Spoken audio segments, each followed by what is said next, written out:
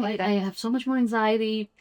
I'm not happy. Like, I'm just constantly having different issues. Like, I don't like this. Like, what happened? And I'm like, oh, I never really focused on my diet for many, many years. I just ran away from it. I'm like, whatever. I'll go to the gym, but I won't do the diet. And this time I'm like, no, I think after one baby and like all the things that come with that, I'm like, I just need to like not feel this way. Like, I just don't feel good anymore.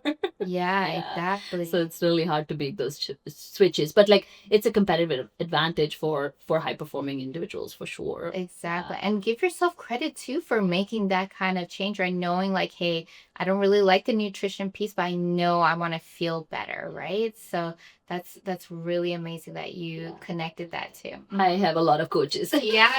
See, it's so important, right? You want to elevate your game. Sometimes it's okay to get help from others, right? And most people I help work with, like the people who coach me, are all like really fit. And like, that's the kind of people I feel around. There is a connection there, right? So exactly. And I want to keep getting this message out there. If you want to be at your best, it's not selfish to take care of yourself. You will become much better in every aspect of your life when you start pouring into yourself, so your family will love you for it, for sure. Excellent. Awesome. So I have some rapid fire questions for you. Let's go. Let's do those. And don't feel like you have to answer them fast. Sure.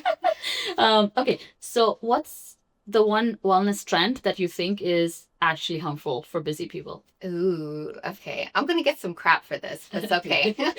I'm about some controversy. Okay, so intermittent fasting, but for women in particular, I would say it is not beneficial. Now, it does work for some people. Yes, for sure. I have seen that. But one thing I have noticed is that with busy women, we're already stressed, right? So when we're doing something like not eating in the morning, not fueling our body right, it tends to set up a lot of women for elevated cortisol levels, which is our stress hormone.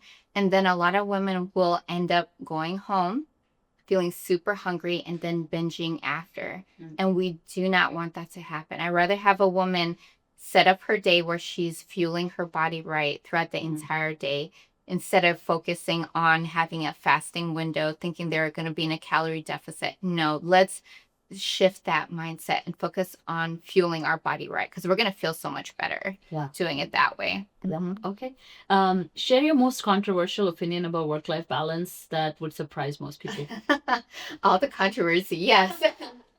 Okay, so with work-life balance, in my opinion, I don't feel like it's ever truly that 50-50. Our life, changes happen, and we got to really learn to ebb and flow with things. And I think that's going to be crucial. Sometimes it's going to be like 80-20, 90-10 sometimes. But as long as we have some non-negotiables when it comes to our health, like making sure we're staying hydrated, I think it's okay to do that. Let's not stress out about having that perfect balance, right? Because I don't think that ever truly happens.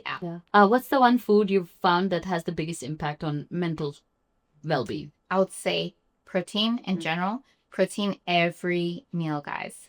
So breakfast, lunch, dinner, your snacks too. Make sure there is some protein in there, because protein has so many benefits in it, especially with mental clarity and focus, right? So it helps with developing neurotransmitters too, dopamine and serotonin, and that's going to help you stay focused and productive throughout the day. Now, here's the kicker. So not only do you want to add protein, but this combination, I'm just going to say this. I share this with my private clients, so this is exclusive information. This combo is so powerful. It's protein and fiber. Put them together for each meal. So let's take our breakfast, for instance, right? Eggs, great source of protein, and oatmeal, great source of fiber. So the protein is going to keep you focused throughout the day, and the fiber will help with your blood sugar balance.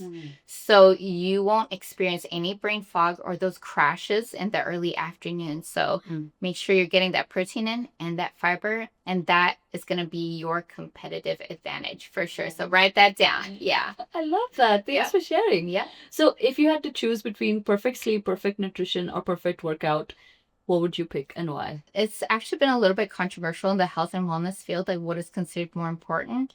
But in my opinion, I would say sleep is the most important because of its impact on all of our other habits. Let's think about it, right? When we're lacking sleep, we don't want to eat healthy. I'm not going to want to eat that broccoli. I want to go for donuts instead, right? I want to get those donuts, a sugary coffee drink, because I slept like crap the night before, right? Do I want to go to the gym? No way. I don't have any motivation to do any of that, right? So when you can get more sleep in, you'll notice everything else, like your eating habits will improve. Especially with dealing with your hunger hormones too, leptin and ghrelin. All of that is going to shift for the better, and you're going to have more motivation to go to the gym, right? And you're going to be in a better mood overall. Yeah. So I would say sleep has the biggest impact out of all of them.